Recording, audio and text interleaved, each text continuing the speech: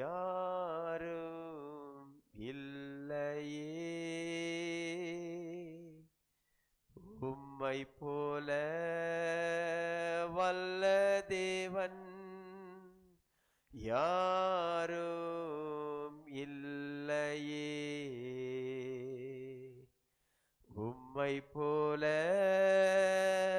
நல்ல தேவன் யாரும் இல்லையே, உம்மை போல வல்ல தேவன் யாரும் இல்லையே. ஸ்தோத்திரம் டாடி, ஸ்தோத்திரம் ராஜா.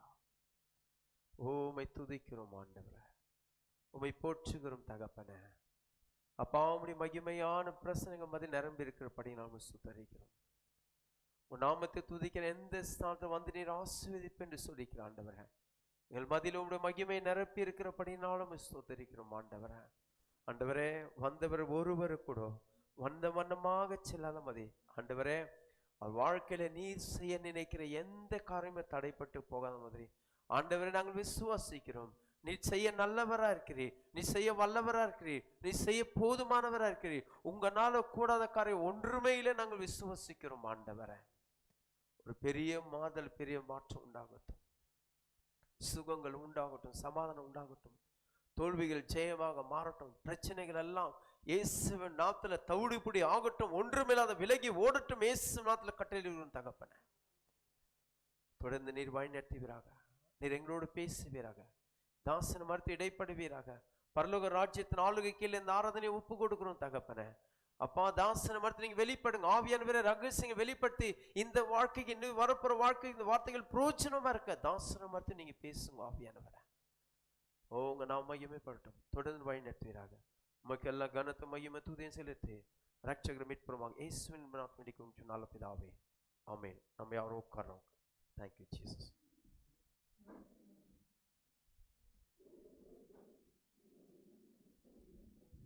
Thank you, Lord.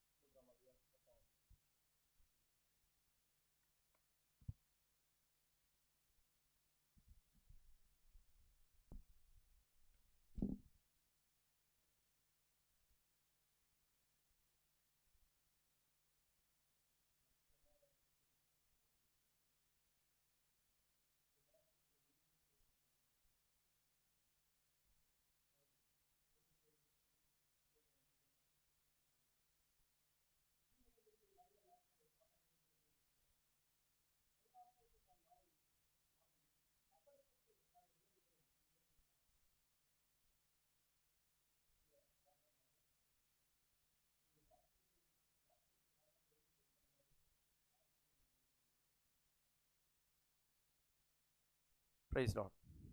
Now it be order. Right. சில வாரங்களாக உங்கள் வார்த்தைக்கு வல்லமை உண்டு என்பதை குறித்து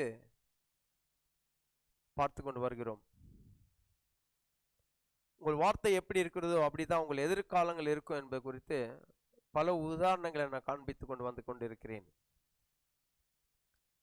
இல்ல 1 பேதுரு 3ஆம் அதிகாரம் 10ஆம் வசனத்துல தேவனுடைய வார்த்தை சொல்லப்படுகிறது.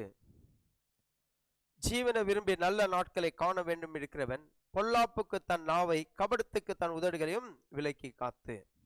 அதாவது ஜீவனை விரும்பி நல்ல நாட்களை காண வேண்டும் என்று இருக்கிறவன் தங்கள் நாவை பொல்லாப்புக்கு விலக்கி காத்து கொள்ள வேண்டியது அவசியம். நம்ம ஏதோ கோபத்துல பேசுறோம், அது எதுவுமே நடக்காது என்பது குறித்து சிந்திக்க வேணாம். நீங்க பேசுற ஒவ்வொரு வார்த்தையும் பின்னாடி அதுக்கு வல்லமை உண்டு, அது கிரியை செய்யும் என்பது குறித்து நீங்க தெளிவாக புரிஞ்சு கொள்ள வேண்டியது அவசியமாக இருக்கிறது.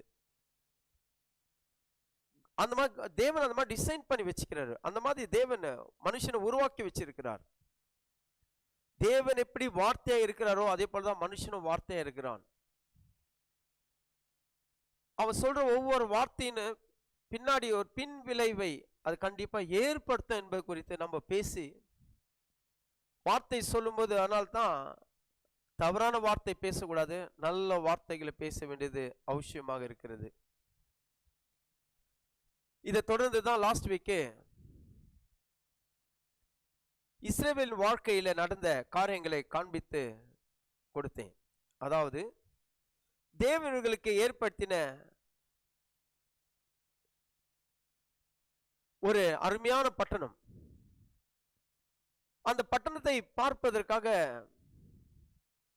ஆண்டவரே ஒரு திட்டத்தை வைக்கிறார். இப்ப எங்க இருக்கிற நம்ம எதை விசுவாசிக்கிறோம்? பரம காணான நம்ம விசுவாசிக்கிறோம் இல்லையா? பரலோகம் எப்படி இருக்கும்? கண்டிப்பா தரிசனத்தை ஆண்டவர் கொடுப்பாரு, அதுல எந்த ஒரு டவுட் கிடையாது. நீங்க வாஞ்சிக்குமா தரிசனத்தை ஆண்டவர் கொடுப்பாரு. கடந்த ஒரு வாரமா எனக்கு தூக்கம் சரியா இல்லை. ஏன் தூக்கம் சரியா இல்லைன்னு கேட்டீங்கன்னா, ஒசூர் ப்ரோக்ராம் குறித்த மேல வார்த்தையே ஓடினுக்குது, உள்ளத்துல பெரிய தாக்கத்தை ஏற்படுத்தினுக்குது உள்ள எனக்குள்ள வார்த்தையே. பலவிதமான தரிசனங்கள் ஆண்டவர் காண்பிச்சு கொண்டிருக்கிறார், பலவிதமான விஷயங்கள் ஆண்டவர் காண்பிச்சு கொண்டிருக்கிறார். ஒரு அற்புதமான சம்பவம் நடக்க போகிறது என்பது குறித்து ஆண்டவர் காண்பித்துக் கொண்டிருக்கிறார். நம்ம அதை விசுவாசிக்க வேண்டும். ஆண்டவர் நமக்காக வைத்திருக்கிறது அந்த காரியங்களோடு நம்ம விசுவாசிக்கும் போது ஆண்டவர் சில தரிசனங்களை கொடுக்கிறார். உங்க இருதயம் எது நிரம்பி இருக்குதோ அது மூலமா தான் ஆண்டவர் உங்க வாழ்க்கையில கிரியை செய்வார்.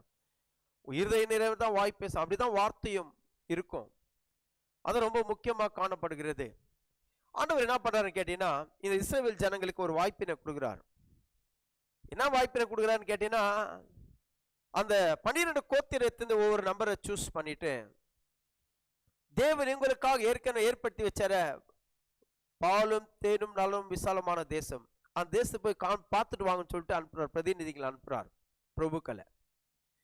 அவங்க அந்த இடத்துல போயிட்டு சொல்றாரு, மோசே நீங்க போய் அந்த பட்டணம் எப்படிப்பட்ட பட்டணம் பாருங்க, நல்லா செழிப்பா இருக்குதா, நீர்வளம் இருக்குதா, வெளிச்சம் நல்லா இருக்குதா, அதை பார்த்துட்டு அந்த பட்டணம் பெருசா இருக்குதா சிறுசா இருக்குதா, ஜனங்க எப்படி இருக்கிறாங்க, பட்டணத்துல வாழ்ந்து கொண்டு இருக்கிறாங்களா, எப்படி வாழ்ந்து கொண்டு இருக்கிறாங்க, அவன் போயிட்டு அங்க இருக்கிற கனிகளில் சிலவற்றை கொஞ்சம் சாம்பிள்ஸ் கொண்டு வாங்கோ அப்படின்னு சொல்றாரு. அப்படி போறாங்க. போயிட்டு வரும்போது நீங்க பாத்தீங்கன்னா 12 பேர் போறாங்க. அது 10 பேர் 40 நாள் அந்த இடத்தெல்லாம் சுத்தி பார்த்து வந்துட்டு தவறான செய்தி கொடுக்குறாங்க. தவறான செய்தி கொடுத்து அங்க இருக்கிற ஜனங்கள்லாம் அழுது நைட்டெல்லாம் புலம்ப பண்ணிட்டாங்களாம். புலம்ப பண்ணிட்டு அவங்க சொல்ற வார்த்தை எப்படி இருந்துச்சு கேட்டினா, நாங்க இங்க செத்தாலே நல்லா இருக்கும்னு சொல்லிட்டாங்க. அவங்க ஜனங்க வாயில இங்க செத்தாலே நல்லா இருக்கும் என்பது குறித்து அந்த வார்த்தையை அவங்க உச்சரிக்கிறார்கள். அதாவது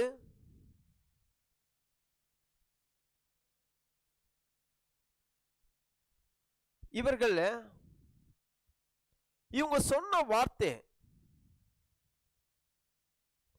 தேவன் கேட்டுக்கொண்டிருக்கிறார். மல்கியா புஸ்தகம் 3ஆம் அதிகாரத்தை நீங்க வீட்டில் எடுத்து வாசித்து பார்த்தீங்கன்னா வேதம் போதிக்கிறது, கர்த்தருக்கு பயந்தவர்கள் ஒரு பேசி கூட கர்த்தர் கூர்ந்து கவனிப்பார் என்பது குறித்து. 16ஆம் வசனம் எடுத்து வாசித்து பாருங்க. நீங்க நினைக்கலாம் யாரும் கவனிக்கலன்னு. ஆண்டவருங்க ஒவ்வொரு வார்த்தையும் அப்சர்வ் பண்ணி கொண்டே இருக்கிறார். மத்தேயு புஸ்தகத்தில் நீங்க எடுத்து வாசித்து பார்த்தீங்கன்னா, நியாய தீர்ப்பு நாளில உங்க பாவத்தை காட்டிலும் நீங்க சொன்ன தவறான வார்த்தையை தேவன் நியாய தீர்ப்பான்னு கர்த்தர் வார்த்தை சொல்லப்படுகிறது. வார்த்தை அந்த அளவுக்கு இம்பார்ட்டன்ட். ஆண்டவர் நம்ம டிசைன் பண்ணி வச்சிருக்கிறாரு. ஆனா நல்ல வார்த்தை பேசணும். அப்ப ஆண்டவர் உங்க வார்த்தையை கேட்கிறார், கவனிச்சு கொண்டு இருக்கிறார். இவங்க என்ன பேசுறாங்க குறித்து. அப்போ தேவனே இவங்களுக்காக ஒரு நல்ல பட்டணத்தையும் நல்ல தேசத்தை ஏற்படுத்தி வச்சாலும் இப்ப தேவனுடைய திட்டத்தை அந்த இடத்துல மாற்றத்தக்கதாக ஒரு செயல்பாடு அந்த இடத்துல வந்துடுச்சு. தேவன் இவங்களுக்காக அந்த கானான் தேசத்தை வச்சிருந்தாரு.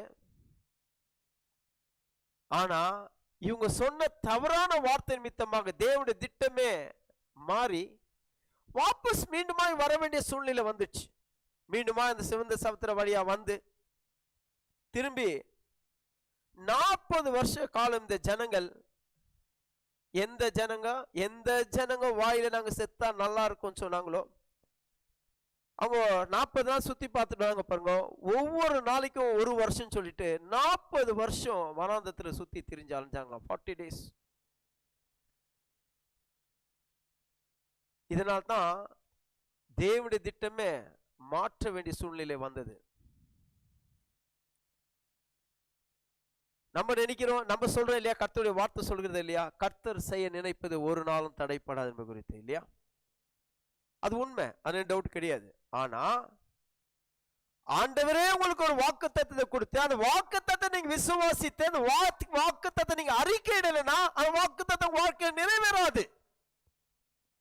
கர்த்தர் அந்த மாதிரி உங்களை டிசைன் பண்ணி வச்சுக்கிறாரு. அது ஒரு பிரமாணம். எப்படி விசுவாசம் இல்லாமல் தேவனுக்கு பிரியம் ஏற்பது கூடாத காரியமோ அது விசுவாசம் இன்னொரு பங்கு என்னன்னா அறிக்கை. உங்க வாயில சொன்ன வார்த்தை வெறும் விசுவாசித்த போதாது, அந்த விசுவாசித்த வாயினால அறிக்கையிடும் போது அந்த வார்த்தைக்கு வல்லமை உண்டாகிற. எசேக்கியேல் புத்தகம் எடுத்து வாசித்து பாருங்க 37ஆம் அதிகாரத்துல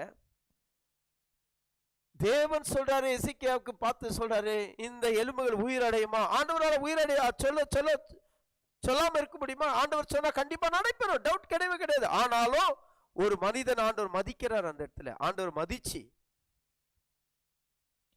ஏன்னா மனுஷனுக்கு ஆண்டவர் ரெஸ்பெக்ட் கொடுக்கிறாரு. இந்த பூமியை மனுஷன் கையில் ஆண்டவர் கொடுத்துக்கிறாரு இல்லையா. சோ ஆண்டவர் கனப்படுத்துறாரு மனுஷனை. அப்ப ஆண்டவர் சொன்னா மட்டும் போதாது, ஆண்டவர் சொல்ற நீங்க வாங்கி அது விசுவாசம் நீங்க சொல்லணும். அது சொல்லும் போது தான் உங்க வாழ்க்கையில அந்த வார்த்தை கிரியை செய்யும். இல்லைன்னா ஆண்டவர் சொல்ற வார்த்தை ஒரு வார்த்தை ஒண்ணு, நீங்க பேசுற வார்த்தை ஒரு வார்த்தையா இருந்தா ஆண்டவருடைய வார்த்தை அந்த இடத்துல நிறைவேற வாய்ப்புகள் குறைவு.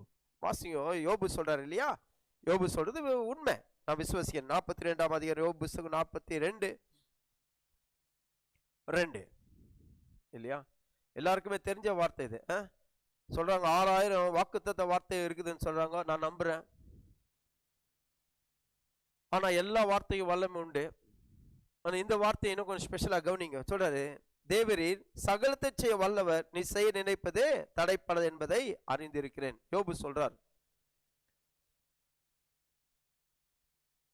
இது உண்மை, இதை யாராலும் மறுக்கவே முடியாது. தேவர் செய்ய நினைப்பது தடைப்படாது. ஆனா சில காரியங்கள் வாழ்க்கையில செய்ய வேண்டும் என்றால் அதுக்கு நீங்க வார்த்தை சொல்ல வேண்டும். நீங்க அந்த வார்த்தைக்கு எதிர்மாறாக நீங்க வார்த்தையை சொல்லும் போது தேவனுடைய வார்த்தை உங்க வாழ்க்கையில் அது நிறைவேறாது. தேவ சித்தம் எப்படி இருக்குதுன்னு கேட்டீங்கன்னா, தேவன் மனிதனை தெரிந்து மனிதனை சூஸ் பண்றார். தேவன் மனிதன் சூஸ் பண்ணி தேவனுடைய சித்தத்தை அவன் மூலமாக தேவன் நிறைவேற்ற தேவன் திட்டம் வைக்கிறார். அவன் விரும்பி செய்யணும், வெறுப்பா செய்ய முடியாது. கர்த்தருடைய காரியத்தை செய்யும் போது அவன் உள்ளத்துல வாஞ்சிக்க வேணும். Yes, I am ready to do lord சொன்னா ஆண்டவர் அவனை கம்ஃபர்ட் பண்ணி அவனுக்கு தேவையான எல்லா வசதியை கொடுத்து தேவன் சித்தம் அவன் மூலமா விருப்பத்தோடு தேவன் நிறைவேற்ற ஆண்டவர் நல்லவரா இருக்கிறாரு. இல்லைன்னா தேவன் உங்க கையை புடிச்சு ஃபோர்ஸ் பண்ணி இல்ல நீ இதுதான் செய்யணும் ஆண்டவர் செய்யற தேவன். ஏன்னா தேவன் மனுஷனை மதிக்கிறாரு, மனுஷனை தேவன் உருவாக்கி இருக்கிறாரு. மனுஷனுக்கு அந்த சுய சித்தத்தை சுய விருப்பத்தை ஆண்டவர் கொடுத்து இருக்கிறாரு. அவன் விருப்பம் இல்லாம செய்ய முடியாது, அவன் விருப்பம் இல்லாம நடைபெறாது. எது ஆண்டவர் செய்ய வேண்டும் என்றாலும் ஆண்டவர் உங்க கையில கொடுத்தானா அது நீங்க விரும்பினா தான் ஆண்டவர் செய்ய முடியுமே தவிர இல்லைன்னா உங்க வாழ்க்கையில அது கண்டிப்பா தடைப்பட வாய்ப்புகள் உண்டு. கவனிச்சு பாருங்க. நீங்க எக்ஸாம்பிள் ஆதியாகம புஸ்தகத்துல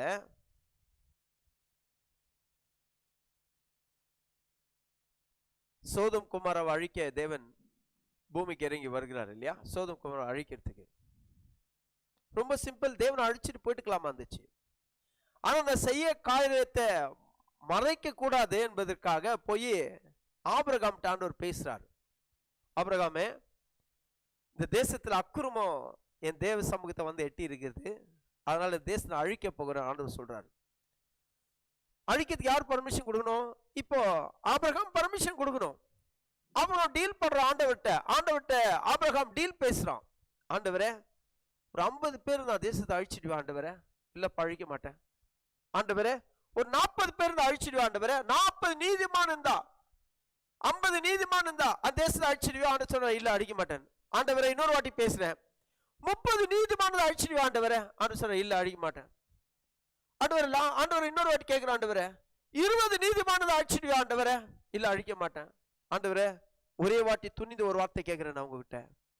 10 நீதிமானம் தான் அந்த தேசத்தை அழிச்சிடுவேன் ஆண்டவரே ஆண்டு சொல்ற. இல்ல அழிக்க மாட்டேன் சொல்றான். ஆண்டவருக்கு அவன் பர்மிஷன் கொடுறான். ஆண்டவர் போங்க ஆண்டவரே.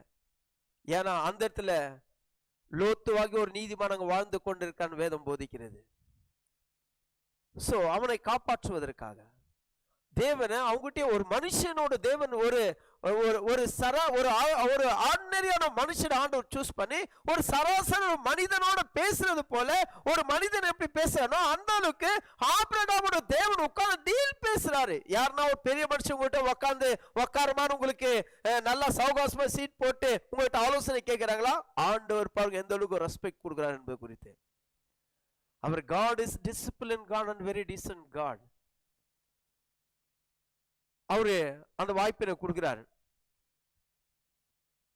மனிதனால் சில காரியங்களை உங்கள் வாழ்க்கையில செய்ய முடியாதபடிக்கு தடுக்க முடியும். உங்க வாழ்க்கையில செய்ய முடியாம தடுக்க முடியும். எப்படி என்றால், தேவன் வார்த்தைக்கு நீங்க எதிர்மாறாக பேசும்போது, இங்க தேவன் என்ன வார்த்தை சொல்கிறாரோ அந்த வார்த்தை அந்த இடத்துல உங்க வாழ்க்கை நிறைவு பெறாது. ஏன்னா தேவன் உங்களை ஆசீர்வதிக்கும் ஆண்டவர் சொல்லிட்டான்னா, நீங்க ஆசீர்வாதம் எனக்கு சொந்தம் அல்ல, வியாதி எனக்கு சொந்தம், பலவீனம் எனக்கு சொந்தம், போராட்டம் எனக்கு சொந்தம், பிரச்சனை எனக்கு சொந்தம் நீங்க சொன்னா ஆண்டவர் ஒன்றும் பண்ண முடியாது. ஆண்டவர் சொன்னா ஆசீர்வாதம் சொந்தமா, ஆசீர்வாதம் yes I claim it that. நான் விசுவாசிக்கிறேன். ஆசீர்வாதம் எனக்கு சொந்தமானது, விடுதலை எனக்கு சொந்தமானது, சுகம் எனக்கு சொந்தமானது, சமாதானம் எனக்கு சொந்தமானது நீங்க சொல்லும் போது அது உங்க வாழ்க்கையில நிறைவேறுகிறது, அது பலிக்கும்.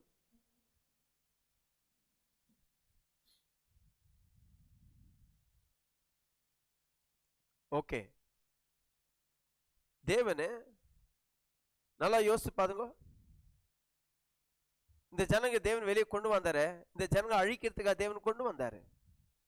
அல்லது 40 வருஷம் இவங்களை சுத்தி இவங்களை அந்த இடத்துல சுத்த வைக்கணும்னு ஆண்டவர் கொண்டு வந்தார். இல்ல, வெறும் ஷார்ட் டூரேஷன் 15 டேஸ்ல அந்த இடத்தை போய் அடைஞ்சிட்டு இருக்கலாம். 15 நாள் மேக்சிமம் உருண்டு போயிருந்தாங்களோ போய் சேர்ந்துருக்கலாம்னு சொல்றாங்க. அதாவது அந்த ஆராய்ச்சியாளருங்க சொல்றாங்க. இங்க வந்த ஆண்டவர் இவங்களுக்கு காண்பிச்ச ஒரு தேசத்தை போய் பார்த்துட்டு சொன்னாங்களே, வெறும் அங்க இருந்து அந்த ஸ்பாட்ல போனா வெறும் உருண்டுன்னு போயிருந்தா கூட 15 நாள் போய் சேர்ந்துட்டு இருந்துக்கலாமா. ஆனா அவங்க வார்த்தை நல்லா கவனிச்சு பாருங்க. அவங்க வார்த்தையினால அவங்க அந்த இடத்தை போய் சேர முடியல. நம்ம சொல்றோம் இல்லையா, தேவரீ செய்ய நினைக்கிறது ஒரு நாள் தடைப்படாது என்பது அது உண்மை. ஆனா நீங்க அந்த வார்த்தை விசுவாசித்து அந்த வார்த்தை நீங்க சொல்ற வரைக்கும் அது நடைபெறாது. ஏன்னா தேவனுடைய வார்த்தை சொல்லப்படுது பாருங்க. இஸ்ரவேல் ஜனங்க தேவன் என்ன பண்ணாங்களா, அந்த அளவுக்கு வல்லமை வாழ்ந்த தேவன், அந்த அளவுக்கு பெரிய தேவன், எல்லா கிரியும் இந்த ஜனங்க முன்பாக காண்பித்து வெளியே கொண்டு வந்திருக்கிறாரு. ஆனா அவங்க என்ன பண்ணாங்களா, வாசிங்க என்னோட கூட சேர்ந்து சங்கீத புஸ்தகம் வாங்க. சங்கீத புஸ்தகம் 78 41 கவனிங்க. சில வேளையில ஆண்டவருடைய காரியம் செய்ய முடியாத மாதிரி மனிதனால தடுக்க முடியும் என்பதற்கு இது கிரேட்டஸ்ட் உதாரணம். அவர்கள் திரும்பி தேவனை பரீட்சை பார்த்து இஸ்ரவேலின் பரிசுத்தரை மட்டுப்படுத்தினார்கள். என்ன பண்ணாங்களா? மட்டுப்படுத்தினார்கள். எல்லாம் சொல்லுவோம், மட்டுப்படுத்தினார்கள். ஆமா, மட்டுப்படுத்தாருன்னா நம்மளுக்கு தெரியாது. ஏன்னா சில வார்த்தை எல்லாம் நம்மளுக்கு இங்கிலீஷ்ல பழகி போச்சு. தமிழ் சொல்ற காட்டிலும் இங்கிலீஷ்ல சொல்றது கொஞ்சம் நல்லா இருக்கும் இல்லையா? அதனால இங்கிலீஷ்ல சொல்றது ஒரு டிபிடி டிரான்ஸ்லேஷன்ல இதுல சொல்றோம், yeah they turned back and tempted God and limited the holy one of Israel. அவங்க லிமிட்னா ஒரு அளவுக்கு தான், ஒரு அளவுக்கு அவங்க ஆண்டவர் இதை தாண்டி தேவன் எதுவுமே செய்ய முடியாது அவங்களுக்குள்ள ஒரு தீர்மானம் வச்சு கொண்டார்களாம். டிபிடி மொழிபெயர்ப்பு சொல்லிட்டு பாருங்க, again and again they limit God, preventing him from blessing them. அதாவது ஆண்டவர் அவங்கள ஆசீர்வதிக்கிறத அவங்கள தடை பண்ணிட்டாங்க, லிமிட் பண்ணிட்டாங்களாம். ஒரு எக்ஸ்டெண்டுக்கு மேல இது ஆண்டவர் செய்ய முடியாது என்ற ஒரு தீர்மானத்துக்கு உள்ளத்துல வந்துட்டாங்களாம்.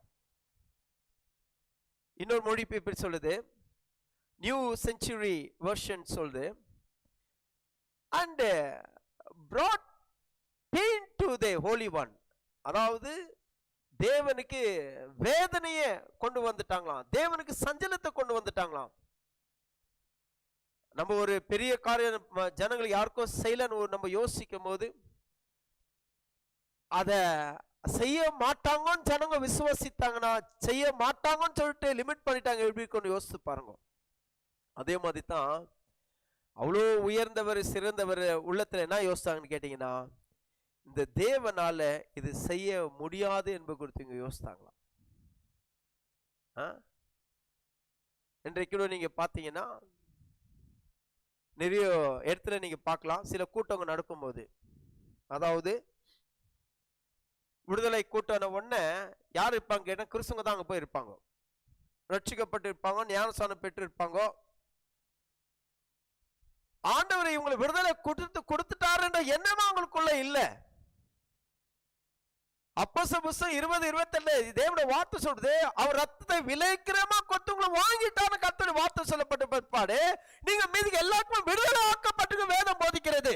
ஆனா விடுதலை கூட்டம் வந்த உடனே யார் போவான்னு பாருங்க, நல்லா கவனிச்சு பாருங்க, கிறிஸ்துவங்க தான் உட்கார்ந்து கொண்டு கேட்டுக்கொண்டிருப்பாங்க. ஏன்னா அவங்களுக்கு தான் விடுதலை ஆக வேண்டியது அவசியமாக இருக்கிறது. சுகம் அளிக்கிற கூட்டம் சொன்ன உடனே அது விசுவாசிங்க தான் சுகம் அளிக்க கூட்டத்தில் போய் உட்கார்ந்து கொண்டிருப்பாங்க. ஏன்? அவங்களுக்குள்ள என்ன விசுவாசம் இல்ல, ஆண்டவர் எனக்கு சுகம் அளிச்சிருக்கிறாரு, சுகம் எனக்கு சொந்தமானது, அவருடைய தழுங்களால் சுகமான வேதம் போதிக்கிறது, அவர் வார்த்தை அனுப்பி சுகத்தை கொடுப்பான் ஆண்டு சொன்ன வார்த்தை விசுவாசிக்கிறேன், எனக்குள்ள சுகம் கிரியை செய்து கொண்டிருக்க என்பது குறித்து அந்த எண்ணம் அவங்களுக்குள்ள வருது இல்ல. நம்ம தேவனை அறியாத காலகட்டத்தில் பல ஊர்களுக்கு சுத்தி போயிட்டு வந்தோம். என்ன ஊர்களுக்கு? நம்ம பல விதமான தெய்வங்களை வணங்கி கொண்டிருந்தோம் இல்லையா? அப்ப என்ன சொல்லியிருந்தோம், நம்ம இந்த ஊர்ல அந்த ஊருக்கு போய் அந்த ஊரை தெய்வத்தை வணங்கிட்டு வந்தா அந்த ஊருக்கு வல்லமை உண்டு, அந்த தெய்வத்துக்கு வல்லமை உண்டு, இந்த தெய்வத்துக்கு வல்லமை உண்டு சொல்லிக்கொண்டு. ஏன்னா இருக்கிற தெய்வத்துக்கு அந்த அளவுக்கு வல்லமையில இதை தாண்டி தெய்வத்தால எதுவுமே செய்ய முடியாத எண்ணத்தோட நம்ம வச்சு கொண்டிருந்தோம். இன்னைக்கு அதே போல ஜனங்க என்ன சொல்லி கொண்டிருக்கிறாங்க, இங்க இருந்து அந்த ஊருல அங்க பிரேயர் கூட்டம் நடக்குதா பிரதர், அந்த ஊருக்கு போனா அதிசயம் நடக்கும் பிரதர், இந்த ஊருக்கு போனா அதிசயம் நடக்குமா பிரதர், இன்னொரு கூட்டம் நடக்குதா அந்த ஒரு கூட்டம் போனா அதிசயம் நடக்கும் பிரதர். எங்க போனாலும் இதே ஆண்டவர் தான் வாழ்க்கையில் அதிசயம் அற்புதம் செய்ய வல்லவர் நல்லவர் போதுமா இருக்கிறார். வேற ஆண்டவரோ அதிசயம் அற்புதம் நடக்க முடியாது, செய்ய முடியாது. Praise the Lord. Hallelujah. இந்த உலகத்தில் இருக்கிறவனை காட்டிலும் உங்களுக்குள்ள இருக்கிற பெரியவர், அவங்க உள்ளுக்குள்ள இருக்கிறார். உங்களுக்குள்ள நீங்க இங்க போனாலும் அந்த தேவன் தான் உங்க வாழ்க்கையில அற்புதம் செய்ய முடியும், அந்த தேவன் தான் உங்க வாழ்க்கையில அதிசயத்தை செய்ய முடியும். வேற ஒருவர் உங்களை தொடக்கூட முடியாது. ஏன்னு கேட்டா இப்ப நீங்க அவருடைய ப்ராப்பர்ட்டி, அவருடைய சொந்தக்கார ஆயிருக்கிறீங்க நீங்க. அதே தான் சில பேர் அவருக்கு எழுதி போட்டான்னா சுகம் வந்துடும் பிரதர், இவர் ஜெபிச்சா சுகம் ஆயிடும் பிரதர். விசுவாசிங்க வாழ்க்கையில் அதான் ஒரு சவுண்ட் இன்ஜினியர் சொன்னாரு, நல்ல ஒரு சவுண்டு, ஒரு ப்ரேயர் மீட்டிங், அந்த மீட்டிங்ல அவர் சவுண்ட் எல்லாம் போட்டு அப்சர்வ் பண்ணி கொண்டு இருப்பாராம். அவர்கிட்ட சொல்றாரு, பாபாண்ணா நான் ஒரு கூட்டத்திலையும் பார்க்குறேன் எனக்கு சுகமாச்சின்னு சாட்சி சொல்லுவாங்க. யாருன்னு பாத்தீங்கன்னா போன வாரம் மெசேஜ் சாட்சி கொடுத்தாங்களா அவங்களே வந்து சாட்சி கொடுத்து நிற்பாங்க. அடுத்த வாரம் திரும்ப அவங்க தான் வருவாங்க, அந்த வாரம் அதே தான் வருவாங்க. ஏன்னா அந்த கூட்டம் அப்படியே அங்க இருக்குதா, அந்த கூட்டம் தான் வந்து சாட்சி கொடுத்துருங்க தவிர புதுசா யாரும் வந்து சாட்சி கொடுக்கல. இவங்க எத்தனை வாட்டி சுகமாச்சின்னு சாட்சி கொடுத்து நிற்பாங்க. Praise the Lord. Hallelujah. அப்போ இவங்க ஆண்டவர் லிமிட் பண்றாங்க. they limit the God. என்ன லிமிட் பண்றாங்க? கிறிஸ்துவ வாழ்க்கையில நிறைய பேர் பாத்தீங்கன்னா இந்த ஆண்டவர் வண்டல இருக்கிறத விட்டுக்கொண்டு தூரமா போவாங்க. ஏன் தூரமா போவாங்க? ஏன் தூரமா போவாங்க? இதை காட்டி ஆண்டவரை பாதுகாக்க முடியாது, இதை காட்டில ஆண்டவர் பெரிய காரியம் செய்ய முடியாது, இதை காட்டில தேவனால என் வாழ்க்கையில அற்புதம் செய்ய முடியாது. ஆண்டவர் லிமிட் பண்ணாங்க. இதை தாண்டி தேவனால எதுவுமே செய்ய முடியாது என்று கொடுத்து ஒரு எண்ணத்துக்கு தீர்மானத்துக்கு வந்துறாங்க. அதனால தான் ஆண்டவரை காட்டில மீதி மேல அதிக விசுவாச நம்பிக்கை வைக்கிறார்கள். Praise the Lord. Hallelujah. அதாவது தேவனுடைய வல்லமை குறைத்து எண்ணுவது, that is called the limited the God. தேவனுடைய வல்லமை குறைத்து எண்ணுவது. சில பேர் நினைப்பாங்க இதெல்லாம் ஆண்டவரால முடியாது. எது ஆண்டவரால முடியாது? ஆண்டவரால முடியாத காரியம் எது உண்டு? ரோமருக்கு பயந்து ரூமால அடிச்சுட்டு உள்ள உட்காந்துக்கிறாங்க.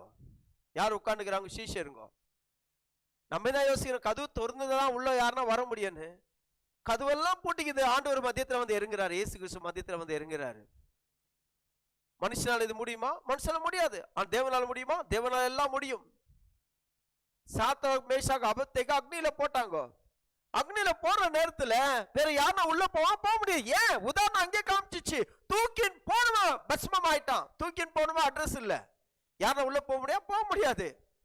ஆனா அது மத்தியத்துல நம்ம இயேசு கடந்து போய் இறங்கி அவர்களை பாதுகாத்து வெளியே கொண்டு வர கர்த்தருடைய வார்த்தை. ஏன்னா அவரே அக்னி ஜுவாலையாக இருக்கிறன்னு கர்த்தருடைய வார்த்தை சொல்லப்படுகிறது. இந்த அக்னி அவரை எதுவுமே பண்ண முடியாது. காட்க்கு லிமிட் கிடையாது. காட்க்கு லிமிட்டே கிடையாது. நான் பல வருஷத்துக்கு முன்பதாக இங்கேருந்து ஒரு கண்ட்ரிக்கு ஃபோன் பண்றேன். அந்த அம்மா விசுவாசி.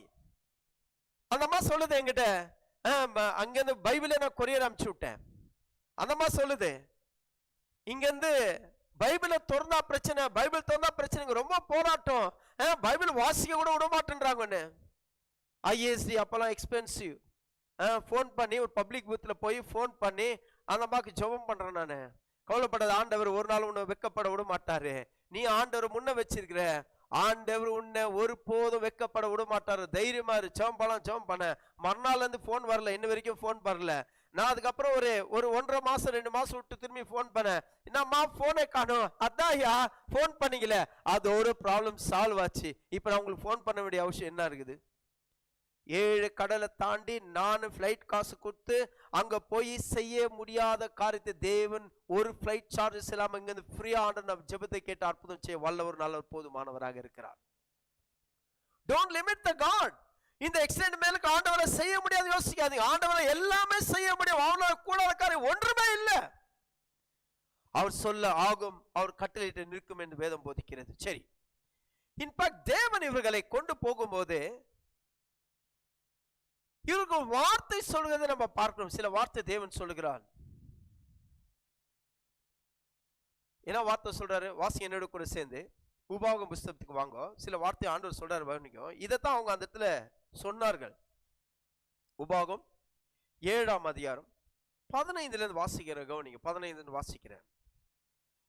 கர்த்தர் சகல நோய்களையும் உன்னை விட்டு விலக்குவார். உனக்கு தெரிந்திருக்கிற எகிப்தியரின் கொடிய ரோகங்களில் ஒன்றும் உன்மேல் வர பண்ணாமல் உன்னை பகைக்கிற யாவர் மேலும் அவைகளை வர பண்ணுவார். இஸ்ரவேல் ஜனங்களை அந்த தேசத்துக்கு போய் கொண்டு போய் சேர்ப்பதுக்கு முன்பதாக ஆண்டவர் வாக்கு தத்துவத்தை கொடுக்கிறாரு. என்ன சொல்றாரு? எந்த ஒரு கொடிய நோய் உனக்கு வராதுப்பா. அதாவது எகிப்தில வந்த எந்த கொடிய நோய் உனக்கு வராது. உன்னை பகைக்கிறவங்களுக்கு அந்த நோய் போகும். ஆண்டவர் இன்றைக்கு கூட நிறைய பேர் விசுவாசிக்கிறது கிடையாது. சுகம் ஆண்டவர் ஏற்கனவே ஏற்படுத்தி வச்சுட்டா நிறைய பேர் விசுவாசிக்கிறது கிடையாது. சுகம் உங்களுக்கு சொந்தம் தெரியுமா? சுகத்தை தேவன் ஏற்கனவே உங்களுக்கு ஏற்படுத்தி வச்சுட்டாரு தெரியுமா? ஆனா வாயில சொல்றது கிடையாது. நம்ம எதை சொல்லி கொண்டிருக்கோம்? ஹாஸ்பிட்டல் போன சுகாயிடும், டாக்டர் போன சுகாயிடும், இதை தான் சொல்லி கொண்டிருக்கோம். ஆகையால தேவனை காட்டிலும் டாக்டர் மேல உங்க கண்கள் போயிருக்கிறது. Because you limited the God. தேவனை நீங்க மட்டுப்படுத்தீங்க. ஏன் மட்டுப்படுத்தீங்க? அவர் சொல்றாரு 1 பேதுரு 2:24 அவர் தழும்புகளால் சுகமானம் கொடுத்து கர்த்தர் வார்த்தை சொல்லப்படுது. ஏன் சொல்றதுல நம்ம? ஏன்னா அந்த விசுவாசம் குறைவி, லிமிட்டட். ஆண்டவரால் இது செய்ய முடியாது. மாத்திரை செய்யறது கர்த்தருடைய வார்த்தை செய்யாதுன்னு யோசிக்கிறோம். ஆண்டவர் சொல்றாரு, என் வார்த்தையை அனுப்பி நான் சுகத்தை கொடுப்பேன். மாத்திரை அனுப்ப மாட்டேன், வார்த்தையை அனுப்பேன். மாத்திரை காட்டிலும் வார்த்தைக்கு வல்லமை உண்டு. வார்த்தை வெறுமே திரும்பாது, அது நான் நினைக்கவே செய்து என்கிட்ட இருந்து திரும்பி வரணும் ஆண்டவர் சொல்லுகிறார். அல்லேலூயா. அதான் சொல்லணும், நம்ம சொல்லணும். ஆண்டவர் வார்த்தை சொல்றது விசுவாசிக்கணும். அது விசுவாசித்து நம்ம வாயில் அறிக்கையிட்டு சொல்லும் போது, ஆண்டவரை நீங்க உயர்ந்த ஸ்தானத்தை வைக்கிறீங்க. ஆண்டவர் உயர்ந்த ஸ்தானத்தை வைக்கும் போது ஆண்டவர் உங்களை வெட்கப்படுத்த விட மாட்டார். ஏன்னா ராஜாவோட வாக்கு எங்கோ அங்க அதிகாரம் உண்டு என்று பிரசங்க புத்தகத்தில் சொல்லப்படுகிறது. அவர் ராஜாதி ராஜாவாக இருக்கிறார். வேதத்தை எடுத்து வாசித்து பாருங்க. ஒன்னும் இல்ல, புதிய ஏற்பாடுல ஸ்தேவான் தலை எப்படி போச்சு நல்லா கவனிச்சு பாருங்க. ஒரு சின்ன பொண்ணு நடனம் ஆடுது. நடனம் ஆடின உடனே ராஜா ஜனங்க மத்தியத்துல எல்லாம் பார்த்து சொல்றான், அந்த சின்ன பொண்ணை பார்த்து, ஒரு சின்ன குழந்தை ஒரு டான்ஸ் ஆன எல்லாரும் பார்க்க ரொம்ப நல்லா இருக்கும் இல்லையா? அந்த சின்ன குழந்தை டான்ஸ் ஆச்சு பார்த்தோம். ராஜா ரொம்ப இம்ப்ரெஸ் ஆயிட்டு ராஜா சொல்றான் அந்த குழந்தைய பார்த்து, குட்டி குழந்தை ஆச்சு, சொல்றான், உனக்கு என்ன வேணும் கேளுமா தரேன். அந்த குழந்தை என்னத்த கேட்க போகுது? இன்னொரு வார்த்தை சொல்றான், ராஜ்யத்துல பாதி கேட்டா உனக்கு தரேன்னு சொல்லிடுறான். எங்க ஜனங்க மத்தியத்துல இந்த குழந்தை என்ன கேட்கணும்னு தெரியல. குட்டி புள்ள, குட்டி பசங்க என்ன பண்ணாலும் அழகா தெரியும், நல்லா தெரியும் இல்லையா? அதே போல தான் ராஜாவுக்கும் நல்லா தெரிஞ்சுக்குது. அவ்வளோ பேர் மத்தியத்துல ராஜா வாக்கு கொடுத்துட்டான். என்ன வாக்கு கொடுத்துட்டான்? நீ என்ன வேணும் கேளு, ராஜ்யத்துல பாதிக்கத்தான் உனக்கு தரேன்னு சொல்லிட்டு ஒரு எமோஷனலி சொல்லிட்டான் ராஜா. இந்த பிள்ளைக்கு என்ன கேட்கணும்னு தெரியாது. நேரம் அம்மா கிட்ட போய் கேக்குது, அம்மா ராஜா அப்படி சொல்லிட்டாருன்னு. அந்த அம்மாவுக்கும் அந்த ராஜாவுக்கும் ஒரு தவறான ஒரு உறவு இருக்குது பாருங்க. ராஜா கிட்ட அந்த அம்மா சொல்லுது, அந்த அம்மா சொல்லி அனுப்புது பிள்ளைகிட்ட, போய் ஸ்தேவானுடைய தலையை வெட்டி ஒரு பிளேட்ல எனக்கு கொண்டு வர சொல்லுன்னு சொல்லுது. ராஜா வார்த்தை குத்துனா, ராஜாவோட வார்த்தை எங்கோ அதிகாரம் உண்டு. அப்போ ஸ்தேவான் அவங்களை எச்சரித்து இருப்பான், நீ பண்றது தப்பு இல்ல, நீ பண்றது தப்பு. அதனால அவன் எச்சரிக்கிறான். பரிசுத்த ஆவியினால அனுபவம் பெற்று அவன் எச்சரிக்கிறான். ஆனா அந்த எச்சரிப்பை கேட்டதால அந்த அம்மாக்கு என்னாச்சுன்னு கேட்டினா, எல்லாரும் முன்னே இவன் கண்டுட்டு எல்லாரும் முன்னே நம்மள வார்னிங் பண்ணிட்டான எண்ணத்தோட இந்த அம்மா சொல்லுது, போய் ஸ்தேவானுடைய அதாவது யோவான் ஸ்நானகனுடைய தலையை வெட்டி ஒரு கலசத்துல கொண்டு வரேன்னு சொல்லுன்னு நேரம் அந்த புள்ள போகுது. என்ன கேக்குதுன்னு தெரியாது. இந்த புள்ள ராஜா கிட்ட போய் கேக்குது, ராஜாவே யோவான் ஸ்நானகனுடைய தலையை ஒரு கலசத்துல கொண்டு வந்து எனக்கு கொடுங்கன்னு சொல்லுது. வேதத்தை எடுத்து வாசித்து பாருங்க, கர்த்தருடைய வார்த்தை சொல்லப்படுகிறது. மார்க் புஸ்தகத்தை எடுத்து வாசித்து பாருங்க. அந்த சனா மாத்திர ராஜா சேவா அதாவது யோவான் ஸ்நானனை பார்த்து பயப்படுவாராம். ஏன்னா தீர்க்கதரிசி பயம் இருக்குது உள்ளத்துல. ஆனா வார்த்தை நிமித்தம், ஏன்னா வார்த்தை சொல்லிட்டோம், வார்த்தை சொன்னா கண்டிப்பா செய்யணும் ராஜா. ஏன்னா வார்த்தை ஒரு வாட்டி சொல்லி செய்யலனா இனி ராஜா யாரும் நம்பவே மாட்டாங்க. ஆகையால தான் ராஜா சொல்றான், போய் அதாவது யோவான் ஸ்நானகனுடைய தலையை வெட்டி ஒரு பாத்திரத்துல கொண்டாங்கன்னு அந்த தலையை வெட்டி ஒரு பாத்திரத்துல கொண்டு வராங்க. அந்த குழந்தைக்கு அது என்னன்னு தெரியாது. ஆனா அந்த தலையை பார்த்தோன்னு அந்த குழந்தை எப்படி கதறிக்க தெரியுமா? ஐயோ தூக்கி அதினாவும் கேட்க ஒரு பாத்திரத்துல கொண்டு வராங்கன்னு யோசித்து இருக்கோம்.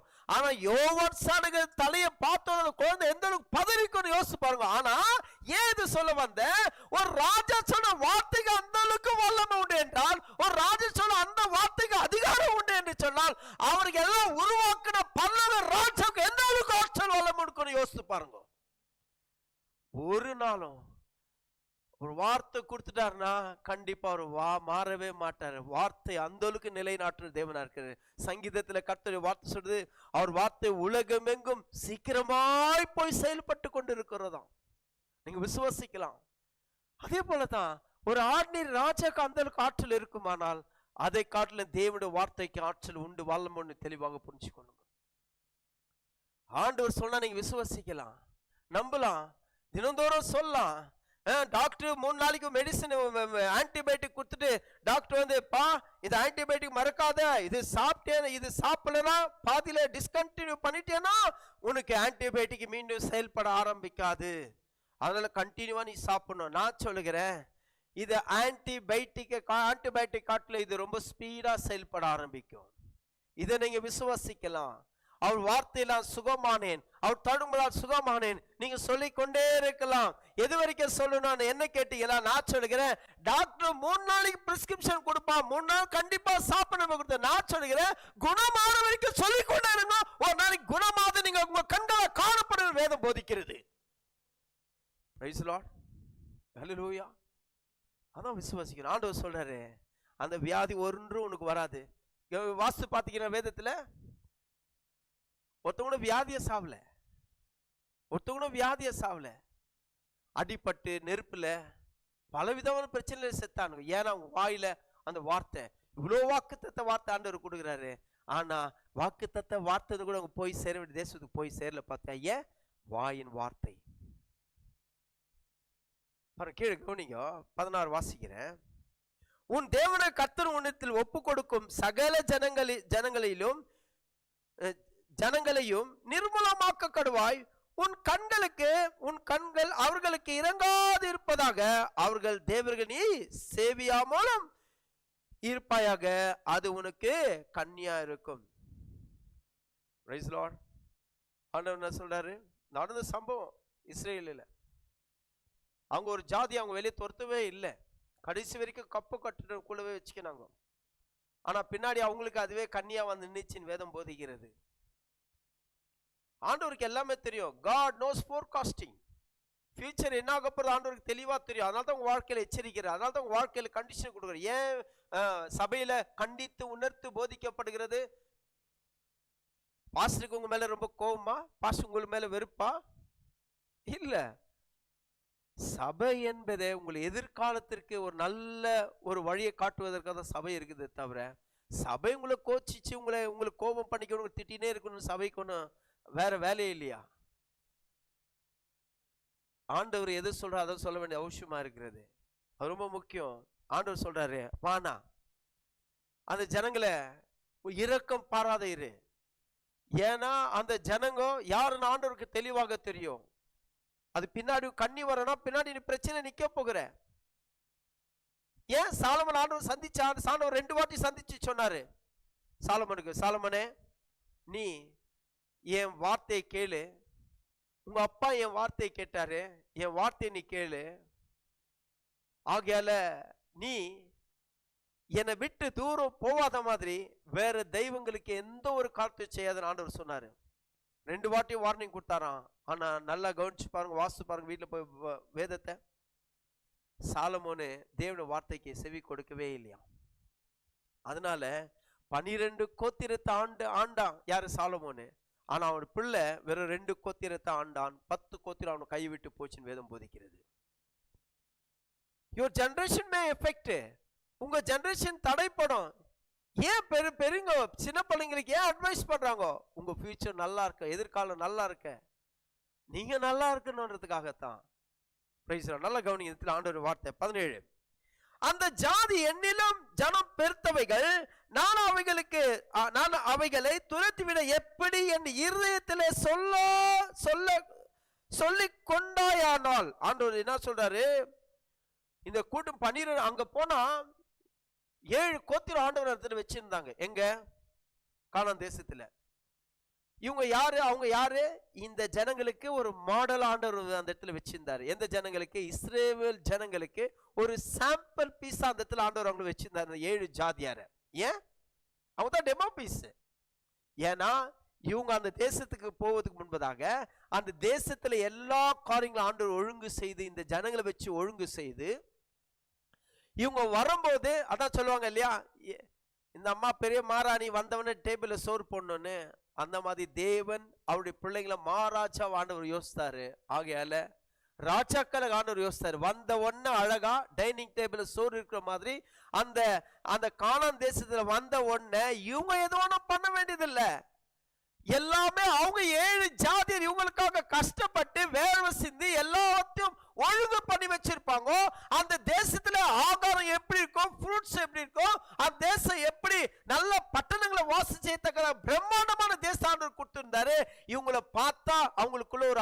வரும், எங்களுடைய ஆகாரத்தை அவங்க சாப்பிட்டு எவ்வளவு நல்லா இருக்கிறாங்க பாரு, எங்களுடைய தேசத்தை இவங்க கட்டி எவ்வளவு நல்லா இருக்காங்க பாரு. ஏன்னு கேட்டீங்கன்னா இவங்க சுதந்திரித்து கொள்ள வேண்டியதை அவங்க சுதந்திரித்து கொண்டு அனுபவிச்சு கொண்டு இருக்கிறார்கள்.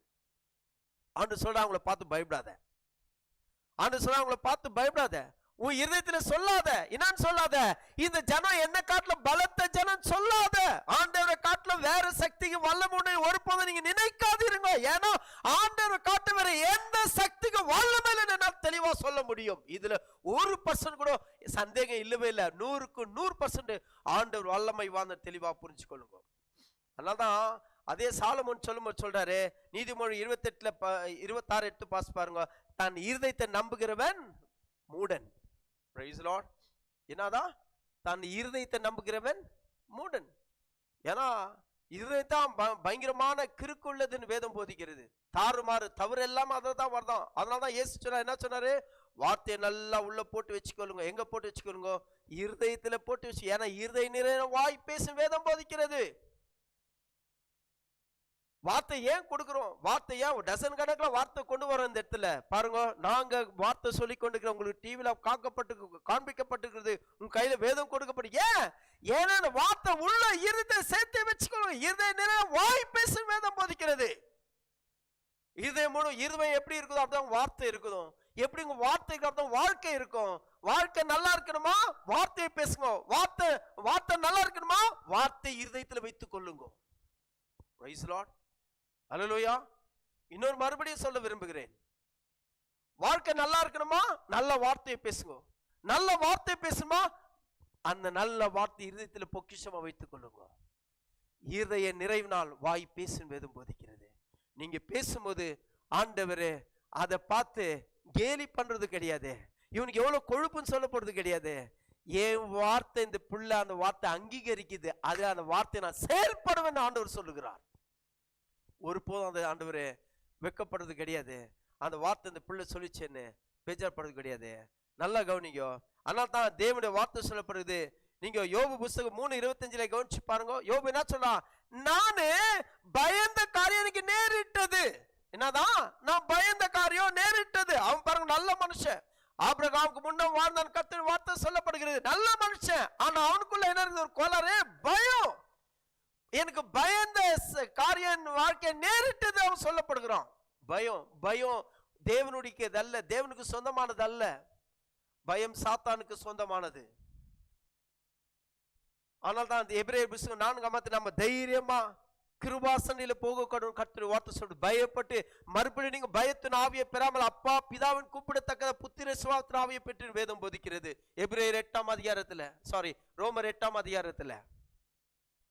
அப்போ பயம் உங்களுக்கு இருக்கக்கூடாது. கர்த்தராண்ட இருப்ப, என் அப்பா கிட்ட போறேன். எத்தனை பேர் அப்பா கிட்ட பேசுறதுக்கு பயப்படுவீங்க? ரெஸ்பெக்ட் இருக்கும், பயம் வேற. ரெஸ்பெக்ட் இருக்கும், அப்பா பெரியவங்க ரெஸ்பெக்ட் இருக்கும். Praise lord. அதான் கர்த்தர் வார்த்தை சொல்லப்படுகிறது, உன் இருதயத்துல என்னை காட்டிலும் உங்க பலத்த ஜாதின்னு சொல்லாத இருப்பாயாக. என்னை காட்டிலும் பலசாலி அவனை எப்படி துரத்துவன் சொல்லாத நீ. ஏன்னா நீ பயந்த காரியம் உனக்கு நேரிடும். யோபு வாழ்க்கையில தான் நடந்தது. யோபு நல்ல மனுஷன், நீதிமான். வேதம் சொல்ல நீதிமான் நமக்கு வேதம் போதிக்கிறது. ஆனா நீதிமான் இருந்தா கூட என்ன பிரயோஜனம்? கோட்டை விட்டாரு, எல்லா பிள்ளைங்க சாகடிக்க கொடுத்துட்டாரு, எல்லா நிலத்தை எல்லாம் நாசாக கொடுத்துட்டாரு. அவருக்கு இருக்கிற ஆசையெல்லாம் எல்லாமே போயிடுச்சு.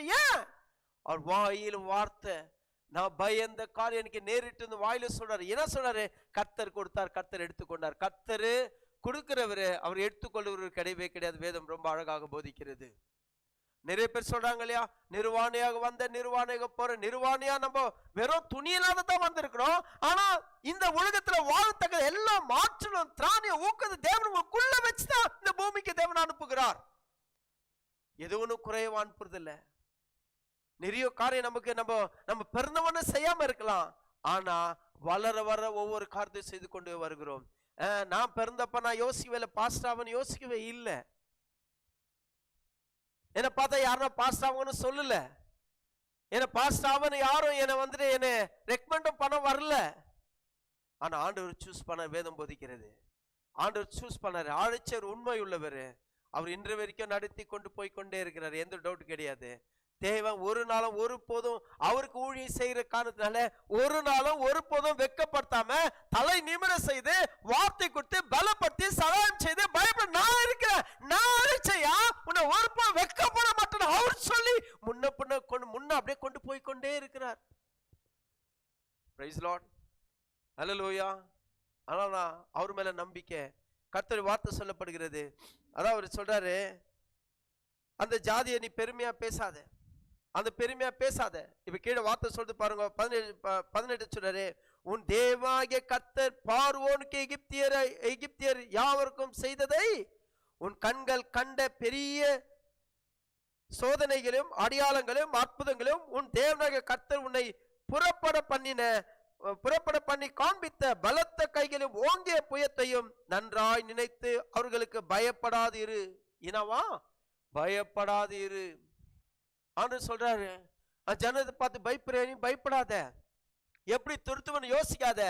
எதை யோசி? தேவன் செய்த அற்புதத்தை யோசி, தேவன் செய்த அதிசயத்தை யோசி. எதை?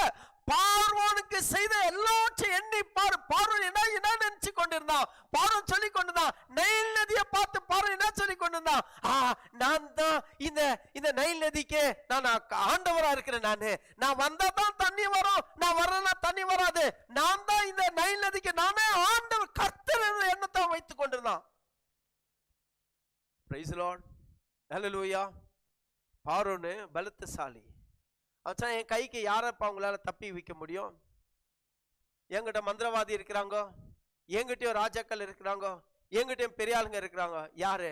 ஆனா கர்த்தருடைய வார்த்தை சொல்றது, தேவன் தம்முடைய ஓங்கிய புயத்தால் தம்முடைய வல்லமை தம்முடைய பலத்தினால அந்த பார்வோன் கைக்கு இந்த இவங்களை மீட்டு வெளியே தேவன் கொண்டு வந்தார் என்பது குறித்து. இவங்க பலத்தால கொண்டு, ஏன்னா இவங்க அடிமைத்தானவங்க, முதுகெல்லாம் கீழே போட்டுக்குது, தினந்தோறும் வேலை பண்ணி சக்தி இல்ல. ஏன்னா அவன் ஒன்னா போய் டைனிங் டேபிள்ல சாப்பாடு கொடுக்க போறது கிடையாது.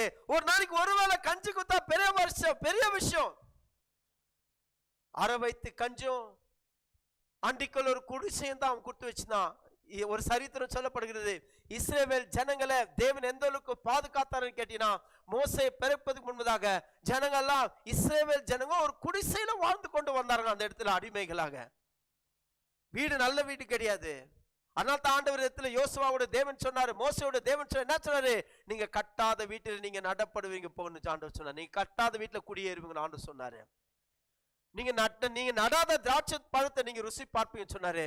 அதே போலதான் எகிப்துக்கு போன பிற்பாடு, அந்த கானான் தேசத்துக்கு போன பிற்பாடு அவங்க பெஸ்ட் திராட்சை ரசி எவ்வளவு கஷ்டப்பட்டாங்களோ அந்த அளவுக்கு தேவன் அந்த ரெஸ்ட் அந்த ஏற்படுத்தி வச்சுட்டாரு. அந்த இடத்துல ஆண்டவர் சொல்றாரு, அதை யோசிச்சு பாரு, நீ அது சிந்தி. எது சிந்தி? இது பெரிய ஜாதி நினைக்காத, இவனை காட்டிலும் பெரிய கையில நான் மீட்டு கொண்டு வந்தேன், இவனை காட்டிலும் பெரிய வல்லமை கையில உன்னை மீட்டு கொண்டு வந்தேன். பாரு, நினைச்சு பாரு. ஏன் பாரு நினைச்சு பாரு. பாரு இவங்க எல்லாம் போய் நிற்பாங்க, எதிர்க்க நிக்கிற அளவுக்கு சக்தி இருந்துச்சா? அதை தாண்டி சிவந்த சமுத்திரம் வர நேரத்துல ஜனங்களை என்ன யோசித்தாங்க? ஐயோ ராஜா தொர்த்த வரானு சொல்லிட்டு தேவன் வழி இல்லாதவங்களை வழியில உண்டாக்க வல்லவராக இருக்கிறார். சிவந்த சமுத்திரம் இரண்டாக பிளக்கு அது நடுவுல இந்த ஜனங்களை கொண்டு வந்தாரு. அதே ஜனங்க அவங்க என்ன யோசித்தாங்க? பார்வனாங்க, எங்களால கூட முடியுமே, நாங்க இந்த சமுத்திரத்தை வழி முடியாதா? நேரம் வந்தாங்க. ஆண்டு சொன்னாரு, மோசே சமுத்திரத்தை கட்டளையிடு, மூட சொல்லுனாரு. வார்த்தை சொன்னா சமுத்திரம் மூடிச்சு. அதோட பார்வோன் சேனையெல்லாம் அந்த சமுத்திரம் மூழ்கி மரித்தாருன்னு கர்த்தருடைய வார்த்தை சொல்றாரு. ஆண்டு சொல்றாரு, அதை நினைச்சு பாரு. நீங்க எந்த இடத்துக்கு வந்தீங்க நினைச்சு பாருங்க. உங்களுடைய நீங்க நடந்து வந்த பாதையை யோசிச்சு பாருங்க. நீங்க எப்படிப்பட்ட நிலைமையில இருந்து நீங்க கடந்து வந்து யோசிச்சு பாருங்க. இப்ப எந்த அளவுக்கு ஆண்டவரை உயர்த்தி வச்சுக்க யோசிச்சு பாருங்க. இதுவரை வழிநடத்த தேவன் இனி வழிநடத்த போதுமானவராக இருக்கிறார். பிரைஸ் லார்ட், ஹல்லேலூயா. ஆமா, அந்த நிலைமையிலே உங்களை ஆண்டவர் கைவிடல, இதுக்கப்புறம் கைவிட்டுடுவாரா? இப்ப அவருடைய பிள்ளைங்க, அவர் உங்க தோல் மேல சுமக்கிற நல்லவராக இருக்கிறாரு. 99 ஆடை விட்டுட்டு காணாம ஒரு ஆடை கூட்டு தேடி கண்டடைஞ்சு அந்த காணாத போன ஆடை தூக்கி தன் தோல் மேல போயிட்டு கொண்டு ஆண்டவர் சொல்வாராம், இந்த ஆடு பயப்பட இல்லையா? இந்த ஆடு மிரண்டுக்க இல்லையா? ஆட்டை தட்டி சொல்வாரா, ஆடே பயப்படாத, உன் பிரச்சனை ஏன் பிரச்சனை, உன்னை யாரும் துரத்த முடியாது, யாரும் வெட்ட முடியாது, யாரும் உன்னை அபகரிக்க முடியாது. இனி யாருக்கு நீ பயப்படணும் அவசியம் இல்லை, ஏன்னா நான் உன்னை சுமந்து கொண்டு வந்து கொண்டிருக்கிறேன். அதே போல தேவனுடைய வார்த்தை இஸ்ரவேல் தன் கழுகு தன் குட்டியை செட்ட மேல சுமந்து கொண்டு வர்றது போல தேவன் அவர்களை அந்த செட்டையில சுமந்து கொண்டு வந்தார். கர்த்தர் வார்த்தை சொல்லப்படுகிறது. ஹல்லேலூயா, பிரைஸ் தி லார்ட். நீங்க தேவன் அறியாத நாட்களில் ஆண்டவர் உங்களை கரம் பிடிச்சு நடத்தினாரு. தேவனுக்கு சத்ருவா இருக்கும்போது தேவன் உங்களுக்காக உங்களை அன்பு கூர்ந்தாரு. தேவனை விரோதிக்கும் போது தேவன் உங்களுக்காக ஜீவனை கொடுத்தாரு. இப்ப அவருடைய பிள்ளை ஆயிட்டீங்களே, உங்களை விட்டுடுவாரா? ஒரு நாளும் வெட்கப்பட விட மாட்டாரு. ஒரு நாளும் தலை குனிய போட விட மாட்டாரு. ஒரு நாளும் நீங்க சோர்ந்து போறாலும் ஆண்டவர் விட மாட்டாரு. ஒரே ஒரு காரியம், உங்க வாய் வார்த்தை. இதே தான், இந்த வார்த்தையை சொல்லுங்க. ஆண்டவர் எனக்கு பலத்த துருகமா இருக்கிறாரு, அவர் என் கண்மலையுமா இருக்கிறாரு, அவர் என் கோட்டையுமா இருக்கிறாரு, அவரை நான் நம்பி இருக்கிறேன். ஆகையால ஒரு நாள் ஒருபோதும் வெட்கப்பட்டு போகவே மாட்டேன். நீங்க சொன்னா கண்டிப்பா ஆண்டவருடைய சேனை முன்பதாக வந்து நிற்கும். சங்கீதக்காரன் சொல்றான், கர்த்தருக்கு பயந்தவர்களை பாதுகாக்க முடியாது, கர்த்தருடைய தூதர்கள் பாளையம் இறங்குவார்கள். கர்த்தர் வார்த்தை சொல்லப்படுகிறது. அல்லேலூயா. யாரு? கர்த்தருக்கு பயந்தவர்களுக்காக, அவர்களை பாதுகாப்பதற்காக தூதர்கள் பாளையம் சேனை அப்படியே வந்து இறங்குமா. யார? உங்களை பாதுகாப்பதற்காக. இதே தாண்டத்தில் நடந்து எப்படி மோசே சிவந்த சமுத்திர கை நீட்டும் போது இந்த இஸ்ரவேலுக்கும் எகிப்தியருக்கும் மத்தியத்துல தேவ தூதர்கள் பாளையம் இறங்கி நின்று இருக்கிறார்கள். அந்த இடத்துல ஒருத்தன் கூட உங்களை தாண்டி உங்களை தொட முடியாது. பிரைஸ் லார்ட், ஹல்லேலூயா.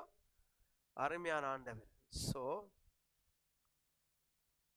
ஆண்டவர் சொல்றாரு, அந்த ஜாதியை என்னிலும் ஜனம் பெருத்தவர்கள் என்று நீ சொல்லாத.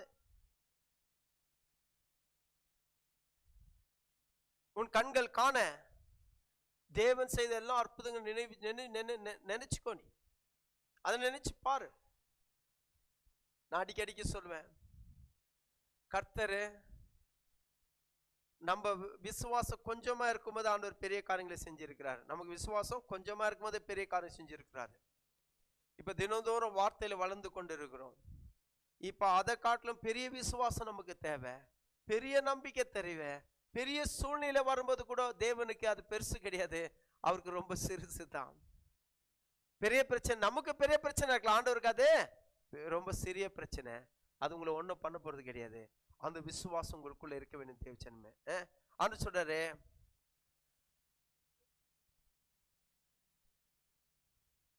இவ்வளோ சொல்லியோ அந்த ஜனங்கள் கண்களினால் கண்டும் அவர் சொன்ன வார்த்தை என்னன்னு கேட்டா, நான் செத்தா நல்லா இருக்கும் என்று சொல்லி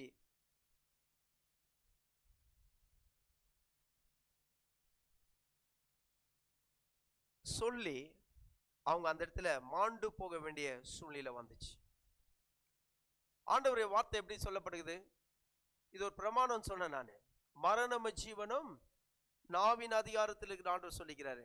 என்னது? மரணமோ ஜீவனும். அப்படின்னா ஆண்டவருடைய வாயில இருக்குன்னு சொல்லல. மரணம் ஜீவன் ஆண்டவருடைய வாயில இருக்குன்னு சொல்லல. மரணம் ஜீவன் சாத்தான் வாயில இருக்குன்னு சொல்லல.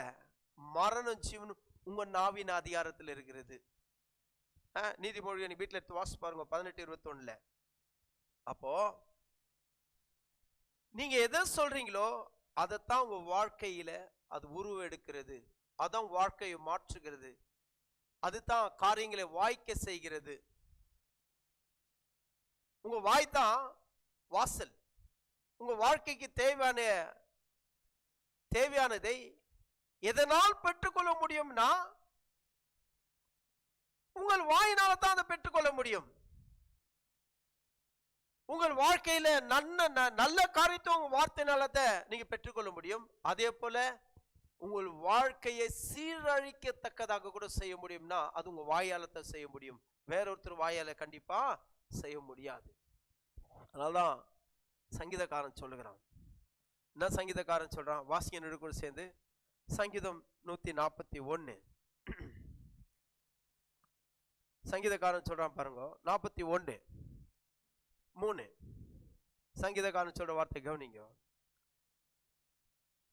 கர்த்தாவே என் வாய்க்கு காவல் வையும், என் உதடுகள் வாசலை காத்துக்கொள்ளும்.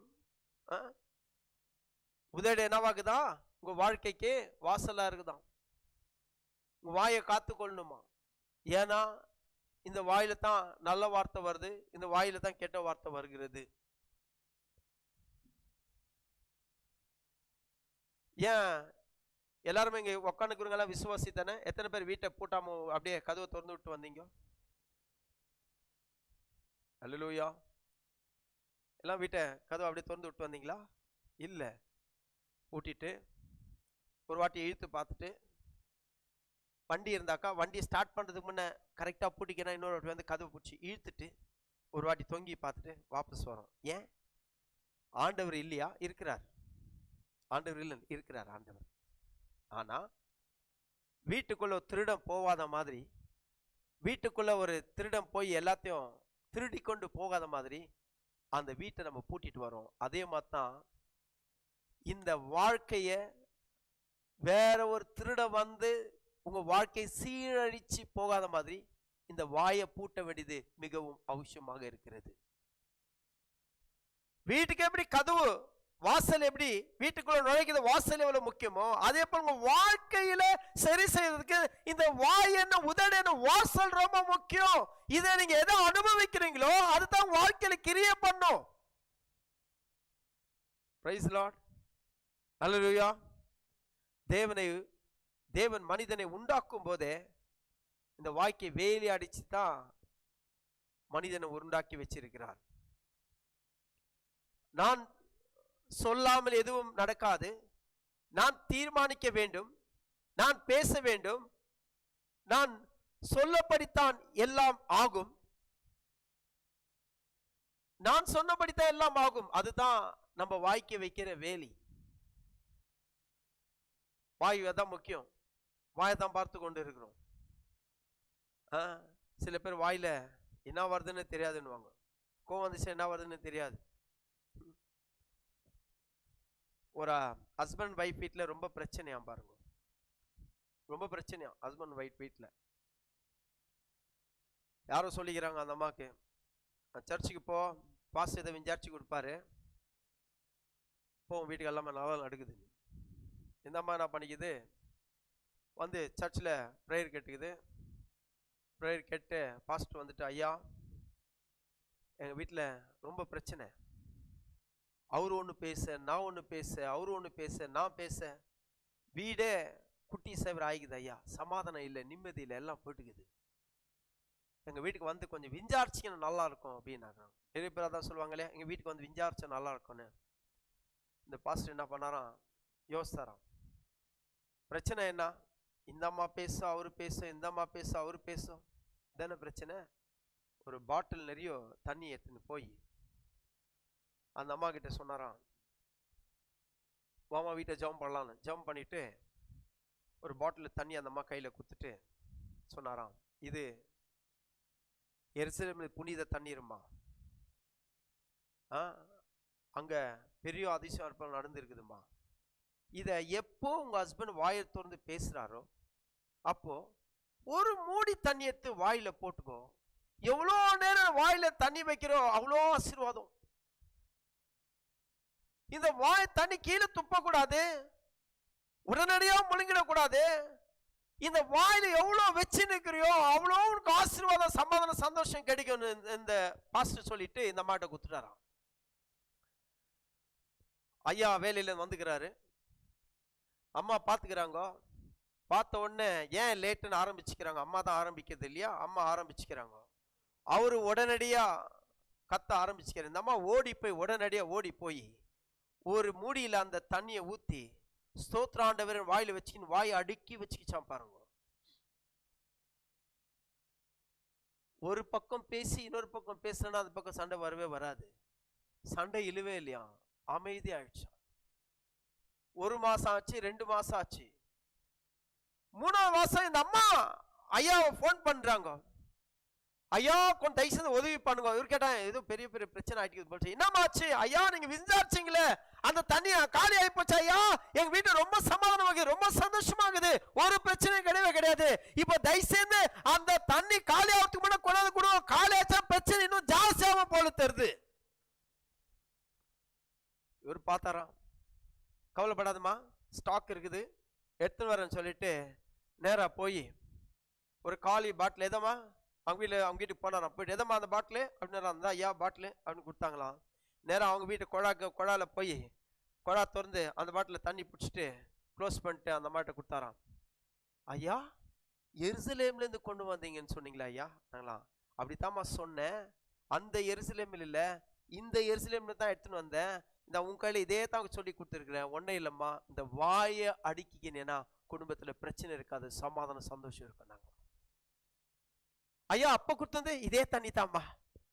அப்போதான் அந்த அம்மாவுக்கு தெரிய வருது. ஏன்னா சில பேருக்கு பயம்னு சொல்லி விட்டாலே, இது இந்த தண்ணி அந்த தண்ணி சொல்லி விட்டாலே ஜனங்களுக்குள்ள ஒரு பெரிய தாக்கம் உண்டாகிறது. அதே இந்த அம்மாக்கு இது ஆர்டினரி தண்ணி இந்த அம்மா செஞ்சிருப்பாங்களா? செஞ்சுக்க மாட்டாங்க. எருசலேமம்மா வாயை திறக்கூடாதுமா, வாயில நேரம் எடுத்துட்டு போயிட்டு அப்படியே பீடா பட்டணும், வாயில பேச முடியாது, வாயில ரொப்பி வச்சு இந்த அம்மா வாயில ரொப்பி வச்சுக்கிச்சான். குடும்பமே நல்லா வந்துச்சான், சமாதானமா வந்துச்சான், சந்தோஷமா வந்துச்சான். அந்த ஹஸ்பண்ட் வேற சொல்ல ஆரம்பிச்சாரா, எந்த பாஸ்டடி அவரு உன்னை நல்லா கண்ட்ரோல் பண்ணி நல்லா ரெடி பண்ணி வச்சிருக்கிறாரு, குடும்பம் சந்தோஷமாகுது, சமாதானமாகுது, எந்த ஒரு பிரச்சனை இல்லையே. ஏன்? ஒரே ஒரு காரணம், ஐயா இந்த வாய் வார்த்தை. அதே தான் சொல்றேன்.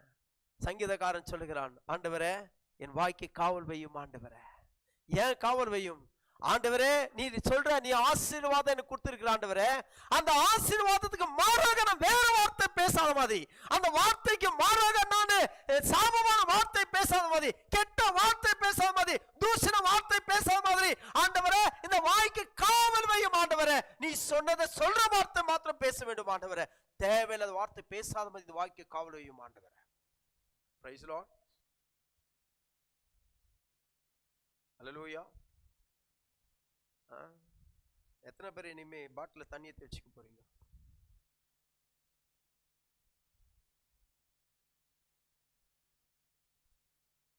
ஒருத்தர் வாய மௌனமா இருந்தாலே குடும்பத்துல பிரச்சனை வராது. நீங்க மௌனமா இருக்கிறதாக தோத்துட்டீங்கன்னு அர்த்தம் கிடையாது. தோத்துட்டீங்கன்னு அர்த்தம் கிடையாது. வேதமே சொல்லுகிறது, அன்பு என்னைக்குமே விட்டு கொடுக்கும் என்பது குறித்து. நீங்க நேசிக்கிறீங்க நினைச்சு கொள்ளுங்க. அன்பு இருக்கிற இடத்துல ஆட்டோமேட்டிக்கா கோபம் இருக்காது. அன்பு இருக்கிற இடத்துல பொறாமை இருக்காது. அன்பு இருக்கிறதுல போட்டி இருக்காது. அன்பு இருக்கிற இடத்துல வைராக்கியம் இருக்காது. அப்ப உங்களுக்குள்ள அன்பு இருக்குதா? போதும். அவர் தோத்து அவர் ஜெயிச்சேனா நீங்க ஜெயிச்சேனா இது ஒரு சரீரம். அவர் ஆண்டானா நீங்க ஆண்டானா இது ஒரு சரீரம். அவர் பெரியவர் நான் சின்னவர் இது ஒரு சரீரம். நல்லதானாலும் உங்களுக்கு தான் சந்தோஷம், கெட்டதானாலும் நீங்க தான் பாதிக்கப்படுறீங்க. அதனால இந்த வார்த்தையை காவல் வைங்க. சங்கீதக்காரன் ஆண்டவரே இந்த வார்த்தையை காவல் வையும். ஆண்டவரே கெட்ட வார்த்தை இந்த வாயில புறப்பட்டு வராத மாதிரி இந்த உதடுகளை காத்துக்கொள்ளும். ஆண்டவரே ஆண்டவர் ஆதியிலேருந்தே மனுஷனுக்கு காவல் வச்சிருக்கிற வாயை. நீங்க நிறைய பேர் வாழ்க்கை சீரழிஞ்சு கொண்டிருந்த காரணம் எத்தனமா வாயால தான். இந்த வாயை ஆண்டவர் ஆசீர்வாதம் சொன்னா இவங்க சொல்லுவாங்க, ஏன் எங்க தலை விதி, எங்க தலையில ஆசீர்வாதமே எழுதிலாயான்னு. ஆண்டவர் சமாதானத்தை கொடுத்துருப்பாங்க, இவங்க சொல்லுவாங்க வாழ்க்கையில நிம்மதியே இல்லையான்னு சொல்லுவாங்க. ஆண்டவர் சுகத்தை கொடுத்துருப்பாங்க, இவங்க சொல்லுவாங்க டாக்டர் வாழ்நாள் ஃபுல்லா அந்த சுகர் இருக்குன்னு சொல்லிட்டாங்க ஐயான்னுவாங்க. ஆண்டவர் சொல்லிட்டாரு என் தழும்புகளா குணமானீங்கன்னு ஆண்டவர் சொல்லிட்டாரு. இவங்க சொல்லுவாங்க வாழ்நாள் ஃபுல்லா மாத்திரை போடணுமா பாஸ்டர். அதுதான் திருத்தி சொல்லுவது, அதுதான் மாற்றாக சொல்லுவது. அதை சொல்லாதீங்க. சங்கீதக்காரன் சொல்றான், ஆண்டவரே வாய் காவல் வையும். ஆண்டவரே வாய் காவல் வைங்க. Don't talk the negative. தவறான வார்த்தை பேசாதீங்க. நல்ல வார்த்தையை பேசுங்க. ஜீவன் தர வார்த்தையை பேசுங்க. வெற்றி தர வார்த்தையை பேசுங்க. சுகம் தர வார்த்தையை பேசுங்க. சமாதான தர வார்த்தையை பேசுங்க. ஆரோக்கியமான வார்த்தை பேசுங்க. கர்த்தருடைய வார்த்தை சொல்றது பிறருக்கு பிரோஜனம் பக்தி விருத்திக்கு ஏதுவ நல் வார்த்தை பேசுன்னு வேதம் எபேசியர் புத்தகத்தில் சொல்லப்படுகிறது. பக்தி விருத்திக்கான நல் வார்த்தை அதுவே பிரோஜனம் இருக்க மாதிரி வார்த்தையை பேசுங்க. பிரோஜனம் இல்லாத வார்த்தையை பேசாதீங்க. நீங்க பேசுற வீணான வார்த்தை கர்த்தர் மூலம் கணக்கு கொடுக்க வேண்டிய அவசியமாக இருக்கிறது. ஆண்டவர் ஆசீர்வாதத்தை கொடுத்துட்டாருன்னா ஆசீர்வாதம் கொடுத்துட்டாருன்னா என்ன நீங்க அதுதான் நினைக்கணும். நீங்க அதுக்கப்புறம் சாபத்தை பற்றி யோசிக்க கூடாது, வியாதியை பற்றி யோசிக்க கூடாது. நல்ல வார்த்தையை பேசுங்க. இந்த வார்த்தைங்க சூழ்நிலைகளை மாற்றும். எல்லாம் சொல்லுங்க வாய்க்கு காவல் வையும். ஆண்டவரே எல்லாம் ஜோர சொல்லுங்க வாய்க்கு காவல் வையும். ஆண்டவரே ஆமா. ஹஸ்பண்ட் சண்டை போட்டாரா, ஒரு 2 நிமிஷம் மௌனமா இருங்க. அதுக்காக தண்ணி தேடி ஓடாதீங்க. எங்க பாஸ்டர் ஏதோ தண்ணியை குடிக்கலையேன்னு. நான் எந்த தண்ணியும் கொடுக்கறது கிடையாது. Praise lord. ஏன்னா தண்ணி ஆவியானோட அடையாளப்படுத்தி காண்பிக்கிறது, தண்ணீர் வார்த்தையை அடையாளப்படுத்தி காண்பிக்கிறது. வார்த்தை உங்களோடு இருக்கிறது, அப்படி அபிஷேகம் உங்களோடு இருக்கிறது. நான் இந்த தண்ணியை வெறும் கையெடுத்து தண்ணி மேல வச்சு ஆஸ்வாதம் பண்ணி கொடுக்குறேன், உங்களுக்கு ஒன்றும் ஆக போறது கிடையவே கிடையாது. இதை நம்பாதீங்க, வார்த்தையை நம்புங்க. வார்த்தையை நம்புங்க. வார்த்தை பெரிய காரியங்களை மாற்றும், பெரிய காரியங்களை செய்யும், எதிர்காலங்களை மாற்றும், சூழ்நிலைகளை மாற்றும். நீங்க எவ்வளவு பெரிய சேலஞ்ச் வந்தாலும் வார்த்தை மேல நில்லுங்க போதும். நல்ல வார்த்தையை பேசுங்க, நெகட்டிவ் பேச பாசிட்டிவே பேசுங்க, ஜீவன் தர வார்த்தையை பேசுங்க. சூழ்நிலை உங்களுக்கு சாதகமாவே இல்லாம இருக்கலாம் பரவாயில்ல, சாதகமே இல்லாம இருக்கலாம் பரவாயில்ல, ஆனாலும் சாதகமான வார்த்தை பேசு. ஏன்னா நீங்க பேசுற வார்த்தை உங்க வார்த்தை கிடையாது, தேவனுடைய வார்த்தை. அந்த வார்த்தை வெறுமையாக திரும்ப ஆண்டவருடைய வார்த்தை சொல்லப்பட்டிருக்கிறது. பிரைஸ் லார்ட், ஹல்லேலூயா. சரி, அப்போ ரொம்ப முக்கியம். ஏன் ஒவ்வொரு தாய் தகப்பனும் பிள்ளைங்களை ஸ்கூல் கூட்டுன்னு போறாங்க? பிள்ளைங்க சேஃபா ஸ்கூல்ல போய் சேர்த்துட்டு எந்த ஒரு பிரச்சனையும் எந்த ஒரு போராட்டம் வராத மாதிரி, எந்த ஒரு தாக்கம் வராத பிள்ளைங்களை சேஃபா கொண்டு போயிட்டு சேஃபா கொண்டு வரணும் என்பதற்காக. அதே போலதான் நீங்க சேஃபா இருக்கணும்னா வார்த்தை ரொம்ப முக்கியம். இந்த வார்த்தையை சேஃபா பேசுனீங்கன்னா நீங்க சேஃப் ஆயிட்டீங்க. எது ஒன்றும் உங்களை பாதிக்காது, எது ஒன்றும் உங்களை தாக்காது. இந்த 2ஆம் உலக போர்ல ஒரு அம்மா எல்லாரும் போய் அனௌன்ஸ் பண்ணாங்களாம், எல்லாரும் போய் அந்த சுரங்கத்துல போய் சேர்ந்துருங்க, ஏன்னா பாம்பு போட போறாங்க, இன்னாவதான் நடக்கலாம், ஆகையால தயவு செய்து உங்க உயிரை காப்பாத்தி கொள்ளணும்னா கவர்மெண்டால ஒரு சூரங்கத்தை அரேஞ்ச் பண்ணி வச்சுக்குது, நீங்க போய் அங்க ஒளிஞ்சு கொள்ளலாம், யுத்தம் முடிஞ்ச பிற்பாடு நாங்க அனௌன்ஸ் பண்றேன் அப்படின்னாங்க. ஓடுற வேகத்துல நிறைய குட்டி பசங்க பெரியவங்க எல்லாம் போனாங்க இல்லையா, போகிற நேரத்தில் ஸ்நாக்ஸ் சாப்பாடு கீப்பாடெல்லாம் தூக்கின்னு போயிட்டுக்கிறாங்க. எங்க சூரங்க பாதை உள்ள ஜனங்களை அண்டர் கிரவுண்ட்ல பாதுகாக்கிற அந்த இடத்துல நல்லா சாப்பிட்ற வேலைக்கு நல்லா ஜாலியா சாப்பிட்டாங்க. ரொம்ப க்ரௌடா உள்ள போய் ஜாம் பேக்கா உள்ள உட்காந்துக்கிறாங்க, எல்லாம் ரொம்ப க்ரௌடா உள்ள பேக்கா உட்காந்துக்கிறாங்க, உட்கார இடம் இல்லை, நின்றுட்டுக்கிறாங்க. எல்லாம் சாப்பிட்டாங்க இல்லையா, ஆனா இதுல டாய்லெட் ஃபெசிலிட்டி இல்லை. ஏதோ பெரியவங்க கொஞ்ச நேரம் கண்ட்ரோல் பண்ணிருக்கலாம், சின்ன பிள்ளைங்க சும்மா இருப்பாங்களா? முறுக்குல இருந்து பூந்தியில இருந்து குறுக்குறு முறுக்குறு எல்லாத்தையும் சாப்பிட்டு உட்காந்துக்கிறாங்க இல்லையா, இங்க அடிக்கிட்டாங்க, இங்க அடுக்க முடியல, அது பாட்டுக்கு புரு புருன்னு விட்டு ஆரம்பிச்சுட்டாங்க. பசங்க அங்கேயே ஒண்ணுக்கு பண்ண ஆரம்பிச்சுட்டாங்க. அந்த பாம்பை காட்டுல இந்த பாம்பை இந்த அம்மாவுக்கு பெரிய தாக்கத்தை ஏற்படுத்திச்சான். இந்த அம்மா வெயிட் பண்ணிக்குது, வயசான அம்மா பாருங்க வெயிட் பண்ணிக்குது, அந்த வாசனை தாங்க முடியல. இந்த அம்மா சொல்லிக்குது, அப்பா அந்த பாம்புல வேந்தா நான் செத்தவன் தான் சாவுறேன், ஆனா இந்த பாம்புல என்னால செத்து நிற்க முடியவே முடியாது. ஆகையால ஆண்டவர் ஒருவேளை என்னை எடுத்துக்கொள்ளன்னு சித்த வச்சிருந்தாருன்னா இந்த பாம்புல எந்த பாம்புல நான் சாக தயாரு, ஆனா ஆண்டவர் காப்பாத்தணும்னு என் மேல முடிவு வச்சிருந்தாருன்னா இந்த பாம்புல எந்த பாம்பு வந்தாலும் தாக்காது, நான் விசுவாசிக்கிறேன், நான் போறப்பா சொல்லிட்டு நம்ம விட்டு நேரம் அந்த வீட்டுல போய் வந்துச்சான் பாருங்க. அந்த வீட்டுள்ள போயிட்டு இந்த அம்மா டைட்டெல்லாம் போட்டுன்னு சமையலாம் சாப்பிட்டு குளிச்சு ரெடி ஆகிடுச்சான். ஒரு 2-3 நாள் இந்த யுத்தம்லாம் முடிஞ்சு வெளியே வந்த பிற்பாடு ஜனங்க பேசுறாங்களாம், பாவம் அந்த அம்மா கொஞ்சம் நேரம் மூக்க மூடி நின்றுச்சுன்னா கொஞ்சம் நிம்மதியாக வாழ்க்கையில் இன்னும் கொஞ்ச நாள் வாழ்ந்துருக்கலாம் பாரு. அந்த அம்மா இந்த பாம்பு தாங்க முடியாம அந்த பாம்புக்கு உயிர் விடுறதுக்காக போயிடுச்சு பாருன்னு சொல்லிட்டு போற வழியில பார்த்தா ஒரு வீட்டில் லைட் எரிஞ்சுனுக்குதான். எந்த வீடு லைட் எரிஞ்சுக்குது போய் பார்த்தா இந்த அம்மா மியூசிக்கை போட்டு நல்லா டான்ஸ் ஆடினுக்குதான் அம்மா உள்ளத்துல வீட்டுல. என்னம்மா நீ சாவலியா? நான் தான் சொன்னேனே, ஆண்டவர் சாகடிக்கிற முடிவு எடுத்து இருந்தாருன்னா இந்த பாம்புல அந்த பாம்புல நான் போட்டுப்பேன், ஆனா ஆண்டவரை தப்பிக்க வைக்கணும் முடிவு எடுத்தாருன்னா அந்த பாம்பு ஒன்ன பண்ணாது, இந்த பாம்பு என்ன ஒன்ன பண்ணாது. ஆக நான் வெளியே வந்துட்டேன், சந்தோஷமா நல்லா இருக்குன்னு சொல்லிட்டு நான் சொல்லுகிறேன், உங்க வார்த்தையே நீங்க காத்துக்கொள்ளுங்க, எப்படிப்பட்ட சூழ்நிலையில சரி மாற்றக்கூட ஆற்றல் உங்க வார்த்தைக்கு உண்டு. அந்த வார்த்தை பெரிய காரியம். கண்களை முடிச்சோம் பண்ணலாம். கிருபை நிறைந்த நல்ல ஆண்டவரே, இது அந்த அருமையான காலவேளைக்கு நன்றி ஸ்தோத்திரிக்கிறோம். நாளில் ஆண்டவரே, நீ எங்களோட பேசின நல்ல வார்த்தைகளுக்கு நன்றி ஆண்டவரே. இந்த வார்த்தை ஒவ்வொருக்கும் பிரயோஜனமா இருக்கட்டும் ஆண்டவரே. வாய்க்கு காவல் வைக்கத்தக்கதா ஒவ்வொருக்கும் நீர் கற்றுக் கொடுக்கும் ஆண்டவரே. தவறான வார்த்தை வாயிருந்து பேசாத மாதிரி, தவறான வார்த்தை அப்பா உதடுக்குள்ள நுழையாத மாதிரி அந்த உதடுகளை காவல் வைத்து காத்துக்கொள்ளும் நோக்கி நாங்கள் பார்க்கிறோம் ஆண்டவரே. ஜீவன் தர வார்த்தை, நல்ல வார்த்தை, வெற்றியின் வார்த்தை, சுகம் தர வார்த்தை, சமாதானம் தர வார்த்தை, ஆரோக்கியம் தர வார்த்தை, எதிர்காலங்களில் மாற்றக்கூட வார்த்தை ஒவ்வொரு பேசத்தக்கதாக நீர் கிருபை செய்ய ஆண்டவரே. இந்த நாளில் இதை பார்த்து கொண்டிருக்கிற யாவொரு வாழ்க்கையில் ஒரு பெரிய தாக்கத்தை ஏற்படுத்துவீராக, ஒரு பெரிய மாற்றத்தை ஏற்படுத்துவீராக ஆண்டவரே.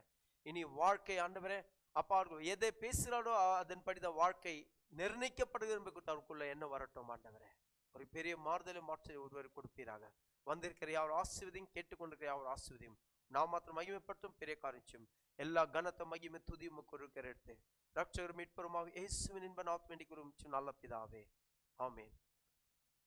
கையில தட்டி கர்த்தரை மகிமைப்படுத்தலாம் தேவச்சன்மை. இந்த இடத்துல கர்த்தருக்கு இந்த பாடலை பாடும்போது